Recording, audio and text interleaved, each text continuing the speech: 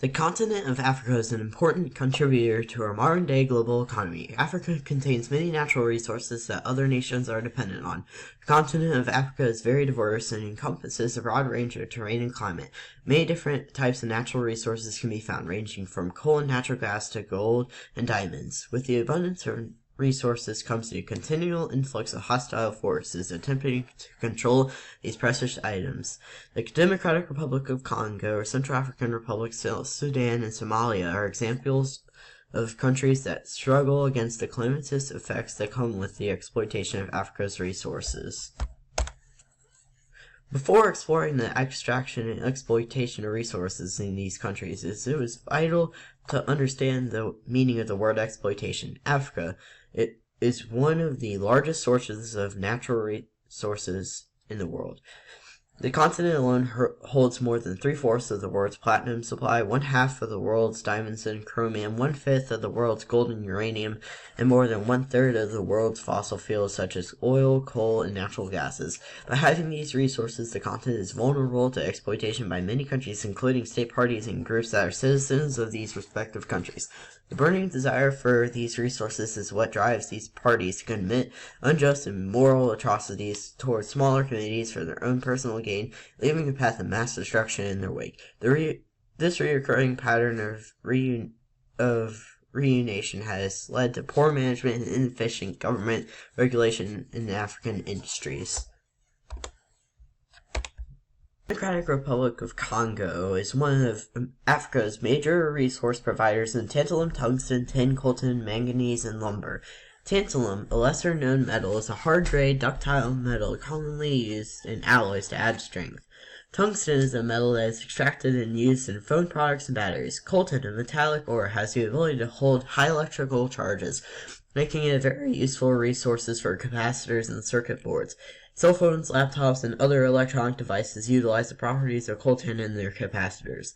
The continent of Africa is estimated to hold over 24 trillion worth of the world's untapped natural resources. Although DRC has made some of the largest mining deals in the world, has recently increased its output in materials. The benefits for the country itself are very limited, giving it one of the lowest GDPs per capita. The standards that the DRC has for extracting these materials does not adhere to the standards that other societies have set. Many companies in the United States use the DRC's and many other locations Africa's lower workplace standards to their advantage by saving money and establishing factories that do not have to follow strict labor guidelines, such as no child labor, minimum wage, safe working conditions, medical supply, and insurance. Another issue that comes with the use of these resources is how countries go about extracting them. Many large companies, including Microsoft and Apple, indirectly fund their excavations by paying a third-party mining company to do the work for them. The majority of the time, these big companies do not know where the materials are coming from. All they know is that the mining companies are providing the materials they are requesting. Corporate giants like Microsoft are up to standard, therefore they cannot be penalized. Independent audits are required to ensure truthfulness of claims. However, companies themselves are not required under the law to provide further claims. In the Dodd-Frank Act, Section 1502, it states that the U.S. legislation ensures that U.S.-listed companies take the necessary legal steps to obtain minerals from the DRC. This is not true for all countries, though, and legislation has been passed in several African countries to ensure proper management. This requires companies to undertake supply chain checks. Even in China, the Chinese Chamber of Commerce has made rules outlining the social responsibility for Chinese companies that work out of the country. The EU is also establishing new conflict mineral regulations to aid the situation because of the demand for these resources. In the Central African Republic, or CAR, timber and oil are two of the most abundant and utilized resources in the country. The country itself is not very wealthy and is known to be very economically dependent on other nations. The country faces many issues including civil unrest, a population of mostly unskilled workers, poor transportation, landlocked location, and a poor management of resources. All these issues act as obstacles that prevent the country from becoming self-sustaining. The resources in the region are run by the Seleka and the Anti-Balaka, two major rival groups. Violence, looting, and illegal taxation of these natural resources are a direct effect to these groups. The fight for the control of natural resources brings light to the need for humanitarian assistance in the CAR. to over 2 million of her people because of lack of security and fear of the anti-Balaka and the Seljuk. This never-ending cycle of extraction, exploitation, and economic dependence on these resources in CAR can be rooted to a history of political instability, weakness, corruption, and failed governments. The government is working to ameliorate these problems by working with the Extractive Industries Transparency Initiative, or EITI, a global organization helping the extraction sectors to receive good management and economic transparency. Although they are receiving aid from this global organization, issues with other countries have still risen in CAR. Neighboring countries such as Chad and Sudan have attempted to gain control over CAR's natural resources. Other countries like France and South Africa have already maintained heavy influence in the CAR's uranium and oil industries. In order to have connections with the resources, these countries attempt to maintain positive relations with CAR by providing aid in necessary areas, including warfare. They use these connections as a gateway to CAR's natural resources. Many countries, including the USA, France, and Chad, are also interested in CAR's oil and established relations with the nation's political system in order to gain control of its oil fields. Another mineral resource-rich country in Africa is South Sudan. South Sudan is one of Africa's least developed countries and the most dependent petroleum oil country in the world. The country is addressing their dependence on oil by looking to other means of income such as livestock in order to ease their oil dependence. Oil creates many hazards as a result of extraction. These hazards include toxic waste in water, drilling muds, oil spills, and chemicals that have polluted a majority of the environment. This pollution is affecting the health of residents and leading to many miscarriages and skin disorders. In 2005, a peace agreement was made between North and South Sudan that concluded one of Africa's longest and most devastating civil wars. The war was based on a disagreement to share petroleum oil reserves. The conflict regarding oil and bordering issues still remains today. It is not clear as to who officially controls the oil industry.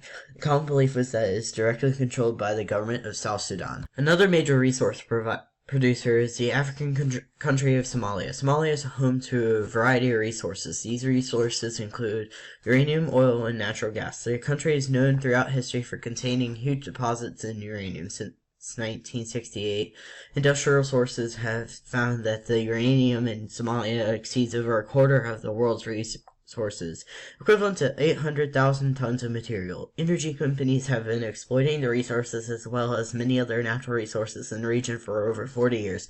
Today, an emerging focus in Somalia is oil and natural gas, although there is a remembrance of uranium once being dominant in the region.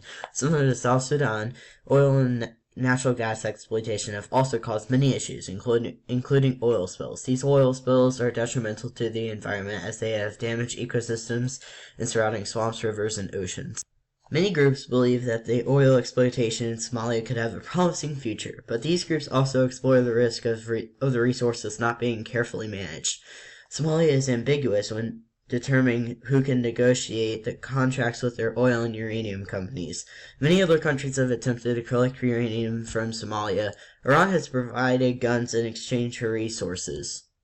London-based energy companies are also searching for ways to gain control of resources by searching for hydrocarbon deposits off the coast of the country. Somalia itself has started offshore seismic exploitation to aid in oil extraction. The region has a huge untapped oil reserve that is expected to produce more than 110 billion barrels of oil.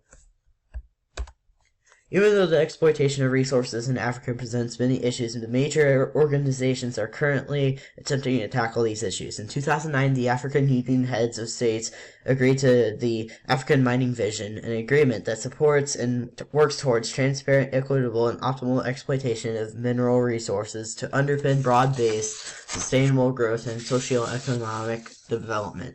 The agreement was created by multiple UN agencies in order to aid the continent of Africa in the use of their resources. This is intended to address social and economic needs, environmental and social sustainability, and infrastructure problems. The EITI also works to improve transparency and integrity in contract negotiations. Organizations like these are intended to ensure that the extraction of Africa's resources are properly managed. Africa is a very important aspect in our modern-day world. Without the continent and the resources it holds, the world would be very different. Important minerals like coltan and tungsten from the Democratic Republic of Congo that are used in electronics would make many products unavailable. The countries who participate in mass foreign exploitation are completely aware of what they are doing, playing their cards in an attempt to cheat out Africa for more wealth and power. Africa is the victim and other countries are the benefactors. The exploitation of resources in Africa has left a highly negative impact on Africa's environment. The key is not extracting them. However, it is how these resources are managed. The system of exploitation and depletion of Africa's minerals can be better organized and systemized in order to better benefit African countries and their economies, in the hopes that one day Africa's natural resource industry can become self-sustaining and fully in control of their economy.